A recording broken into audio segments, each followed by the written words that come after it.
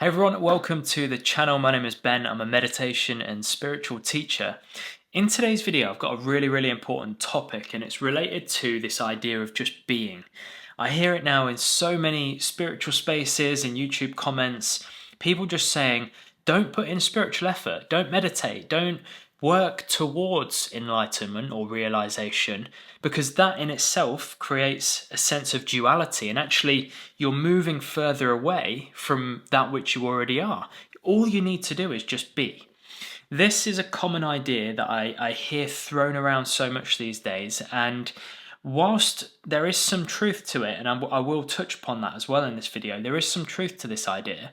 There's another half to the story that is so often missed out, and I think that with a lot of spiritual conversations, there's a yin-yang balance to be had.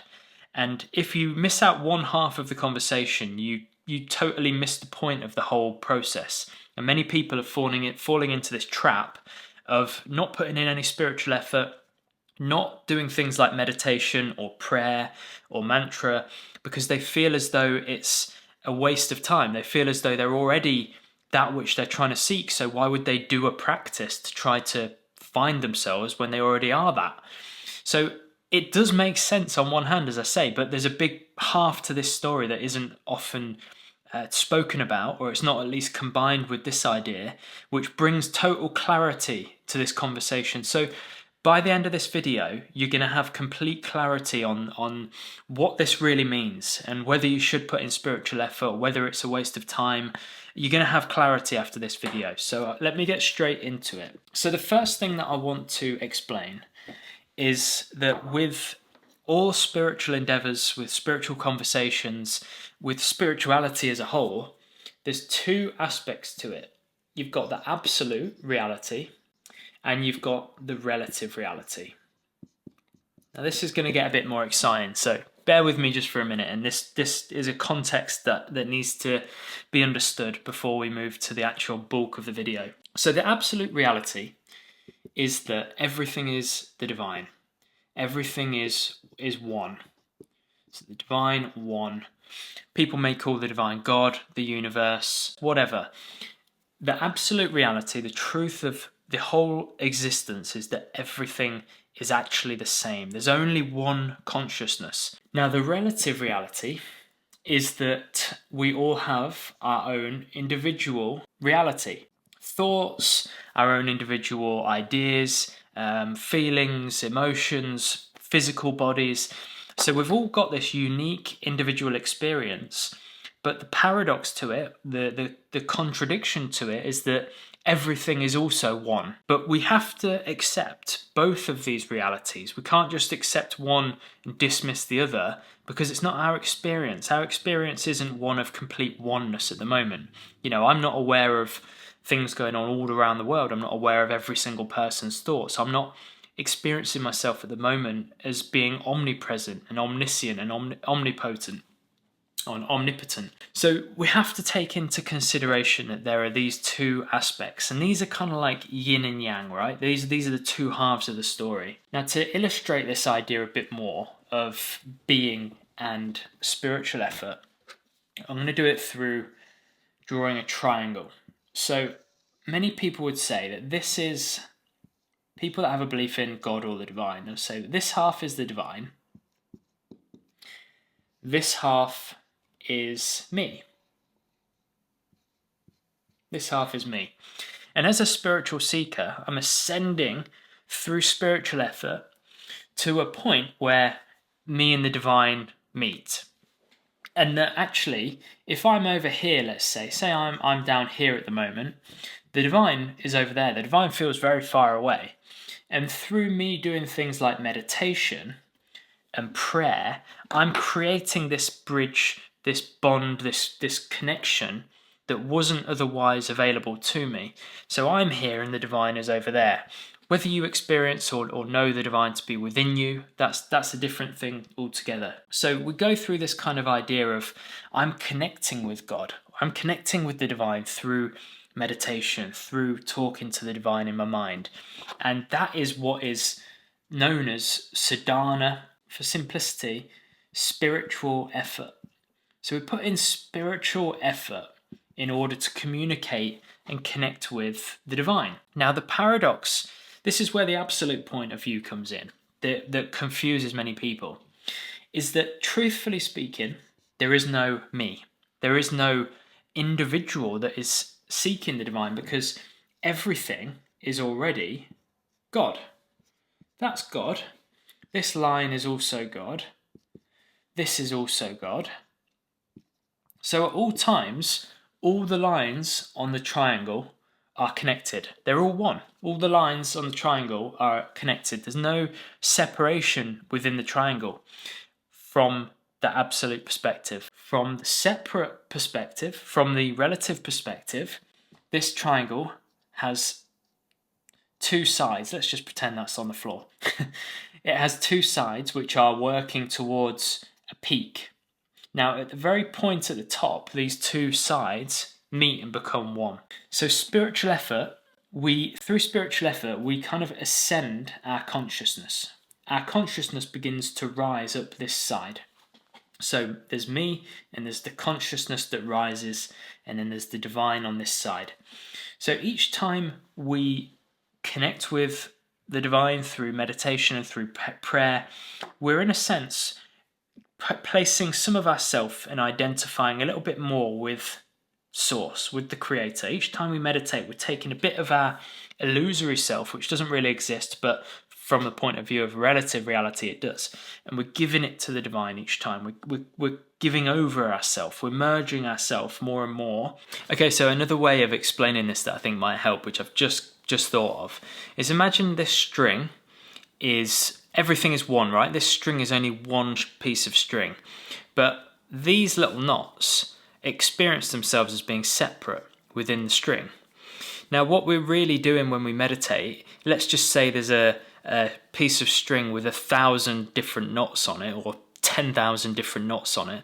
What we're really doing through sadhana, through spiritual effort, is we're undoing these knots. So we're getting to a point of greater realization. Okay, I know that I'm a bit more than just that now. Okay, I know I'm a little bit more than just that now. And this is over the course of 5 years, 10 years, 30 years. It could be different amounts of time for different people. The time isn't really necessarily the important part, but it's the effort, it's the intent that one carries into their practice, until the point of total realization comes, where all sense of identification is removed permanently, and they know their own nature as being God, being divine. So hopefully that helps you to understand this concept a little bit more. And over the course of many years, many lifetimes probably, we ascend this spiritual mountain. We give ourselves over more and more and more, and we get, let's just say, quote unquote, we get closer, right? From this point of view, from the starting point, we were quite far away. But as we ascend the spiritual mountain, we get closer to God. We get closer to truth. Now, again, from the point of view of the absolute perspective, there is no near or far. There's no getting closer to the divine, because we already are the divine. But all of the lines are connected, remember? So this is where many people get confused. Many people will say, well, okay, if there's no me really ascending a spiritual mountain, if the mountain is the divine, if I'm the divine, I don't really have an I, the sense of I is the divine, if me connecting with the divine is actually connecting with myself, surely I just need to be. The spiritual effort is actually a delusion. I'm not actually moving towards anything, because I already am everything. That is one half of the story, and that is true in one sense, but in the other sense, it's not true, because from this point of view of feeling far away, the reason that we feel far, and the reason that we are actually ascending this spiritual mountain, as I've put it, is because of this sense of I, this sense of being separate. So whilst it's easy to say, oh yeah, I am, everything is one, yeah, I am not this human being, we say that in one moment, and then in the next moment we're falling into anger, into frustration, we're falling into our own thoughts, our own desires, identifying with the body. So it's not our permanent 24 hours a day, identification, i.e. we don't experience ourselves and identify ourselves as being the divine, or whatever you call it, 100% of the time. We do it fleetingly for a fraction of a second here or 30 seconds there, and then we're back into identifying with the body. Now, what the purpose of this spiritual effort is that by the time we get to the top, there's virtually no I, because we're now completely and utterly, virtually identifying with the divine, which is who we really are. And at the point at the very top, where the 2 points actually converge and meet, that signifies total self-realization, God-realization, whatever you want to call it. And that is when you are at the point where you are completely and utterly identified with God, the divine, oneness, whatever you call it. You're identifying now with who you really are, not who you were or who you thought you were. So the process really of putting in spiritual effort is to take from the glass of identity, being identified with the body, and pour some of that into identifying with who you really are, until you get to a point where the 2 points converge and there is no sense of I anymore. There's no sense of you identifying with the body, because you've let go totally of this identification, and you've reached this point where these 2 points converge and you now identify completely with who you really are. Now, the only way to do that properly is by putting in spiritual effort.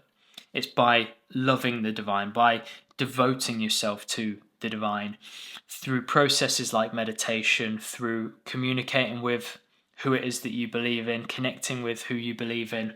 And that might take many, many lifetimes. Now, I've noticed at least a lot of spiritual teachers nowadays who take on this idea of just be, you don't need to put in any spiritual effort, see the process of meditation as a kind of amateur, pointless thing to do that takes 30 years, that takes many, many lifetimes to actually reach a point of enlightenment. And that's the case for basically anyone. It's the case for basically any path, because you're having to unwind and unravel thousands of years of conditioning in the belief that you're a human being and that you're a separate individual. This isn't something that you're going to unravel in by the flick of a switch. This is something that takes steady, steadfast, consistent effort. And this is something that has been echoed in basically all spiritual traditions by every spiritual saint who's actually become God realized that you can think of. Autobiography of Yoga, Paramahansa Yogananda, Ramakrishna. These are people, Jeff Thompson, these are people who have put in immense spiritual effort over many, many years and slowly but surely come to the realization of who they are, or at least are getting closer to the realization of who they are. This is the path, this is the process.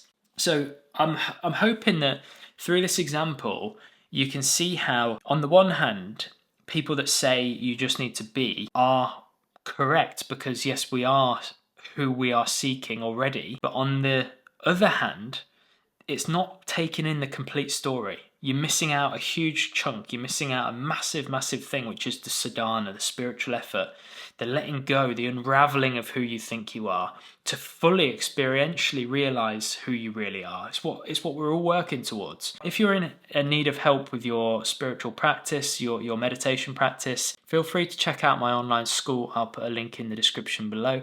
But failing that, I'll see you on the next video. Thanks a lot.